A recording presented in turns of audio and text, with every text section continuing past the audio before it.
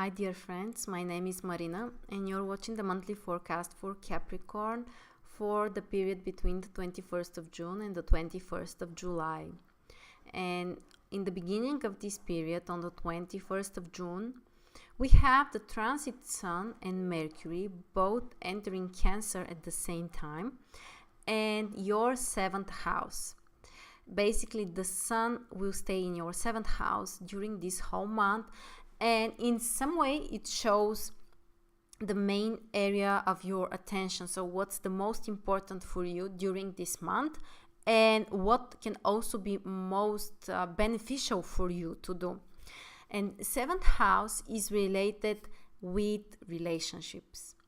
It's related with communicating more with others, and this type of communication is a close personal communication. When you are face to face with someone, when you are partners, when you are on the same level. So communicating with such people can be beneficial for you. And it can either be related with your romantic partner or, husband, wife, or also it can be related with some kind of business partners. The main idea is that during this month, you can achieve something and it can be beneficial for you if you cooperate with another person, if you use advices from others, if you try to find some kind of new partners. And these partnerships, they promise to be more successful and beneficial for you.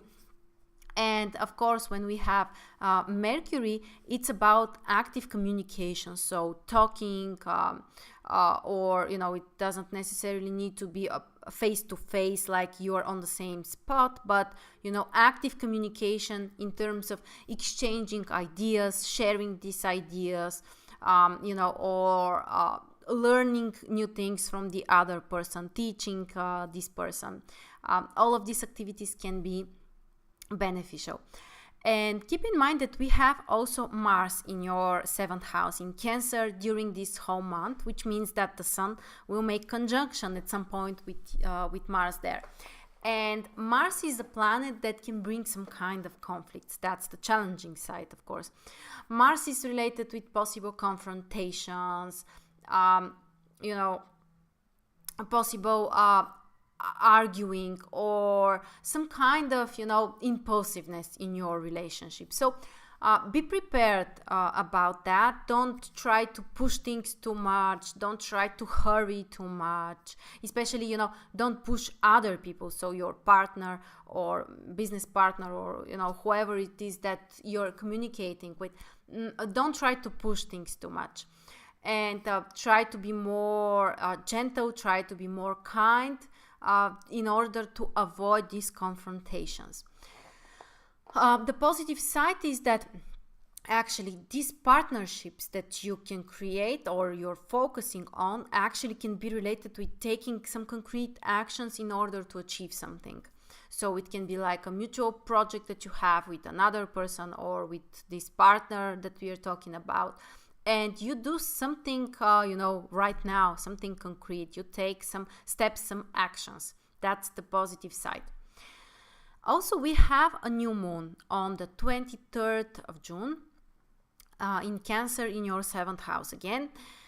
And, the new moons are great for starting something new, for new projects, new activities. So that's the focus point when you can start this new relationship. For people who have been single, for example, this lunation can bring a new relationship in their life. For some of us, it might be a time when they can get married or can receive a proposal or whatever it is. Starting a new project or something related with relationships. And of course, as we usually say, we need to wait around 2 days after the exact new moon, because on the exact new moon and 2 days approximately after that, the moon is invisible, which is not beneficial for achieving some material visible results. So if that's what you want, it's better to wait around 2 days before you take these concrete actions and steps. And then we have Venus entering Gemini on the 5th of July. And this is your 6th house. And we know that Venus is one of the benefactors in astrology, which brings some kind of positive changes. It's not necessarily something huge, something, well, life-changing, but, you know, it's a change of the circumstances. It's how you feel or what you face with.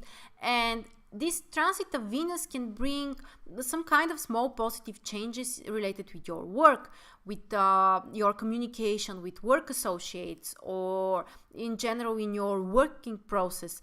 You know, things can become a little bit smoother, a little bit easier, because Venus is not the planet of, you know, working really hard, putting a lot of efforts. It's more planet that, you know, enjoys the comfort, the, you know, beautiful stuff. So that's what you can experience in your work. You know, this is a time when, for example, you can improve something in your work environment, or just the communication with the people you work with can improve. And for some kind of negotiations, this is a beneficial transit, especially with women or those who work in an area related with Venus, which is, you know, everything related with female, everything females sorry everything which has some kind of artistic element or related with beauty or creativity. Those of you who work in these areas also can benefit from this transit more. So next we have, on the 6th of July, Mercury entering Leo, and for you, this will be in your 8th house. So this is the time when, you know, you can start to think a little bit more serious about things, because 8th house is, you know, getting to the roots of something, understanding the deep, the secret side of something. So you may either, for example, learn some kind of secret, or understand the deep meaning of something. However, this transit may also be challenging because, you know, 8th house is related with some kind of, you know, dramatic experiences, crisis or something like that. So it's not necessarily that something concrete is going to happen, but it's a time when, for example, you may start to think a little bit more serious on things.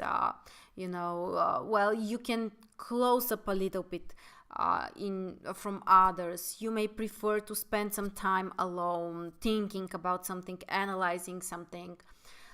For people who are interested in some kind of occult knowledge or esoterics, this can be a beneficial transit for them. And also taking decisions in terms of finances. So, for example, taking decisions about some kind of investment, or how you're going to attract some kind of money, you know, that you need. That's what this transit is good for. And after that, on the 9th of July, we have a full moon in Capricorn and Cancer. The moon will be in your 1st house in Capricorn, and the sun is in 7th house in Cancer. And this is a time, well, actually, this is an important lunation because it activates the cardinal axis in your horoscope. And it's mostly about making some kind of personal change. Well, because the moon, when we have a full moon, the moon actually shows the area where we can manifest some kind of change. And this is about some kind of personal change. Of course, it can include another person. You might be influenced by another person, or the communication with someone can, you know, affect you in this way. But the main idea is that you can achieve this personal change. There can be some kind of tension because we have Pluto and Mars included in the full moon. So some kind of, you know, unexpected changes are also possible. They can include this other person or a relationship. So, you know, you should be careful with that. And what else can we say is actually, yeah, that you can achieve some kind of material visible results that include some kind of personal project. because that's what, you know, first house is all about. Some kind of personal initiative, some kind of personal projects. This can be like a time when there is a visible, clear result from that. And finally, we have Mars entering Leo on the 26th of July. And actually, Mars enters... Oh, so 26th, sorry, this is a mistake. It's on the 20th of July. I'm sorry. Something here has changed. So Mars enters Leo and your 8th house on the 20th. And this is a time when, well, you should be careful from one side, because Mars is a planet that can bring some kind of critical situations. And 8th house is related with that as well. Actually, Mars is the second ruler of 8th house. And, you know, some kind of critical situations are really possible after that. So you may need to transform something, to change something. However, this can be a positive transit for doing something related with financial decisions, you know, taking some kind of risks. And, you know, it depends, of course, on your personal horoscope, because sometimes these risks can be appropriate. This might be really a time when you have to take these financial risks, and, you know, this is just a time when you have the needed boost in order to take these risks. But for some of us, this might be just a time when these are impulsive decisions which are not good for us. And, you know, both of these cases are possible. However, this is more related with the upcoming week, and we are going to discuss that in details. And I believe these were the most important positions that I wanted to talk about. Thank you very much for watching. And if you are still not a member of Mars Stars, I would like to invite you to join the club, because members receive the forecasts on their email before they're officially published. So if you would like, you're welcome to sign up. I will put a link below. And of course, if you have some kind of questions or comments, you can leave them as well, and I will be happy to answer as soon as possible. Thank you very much for watching, and see you soon.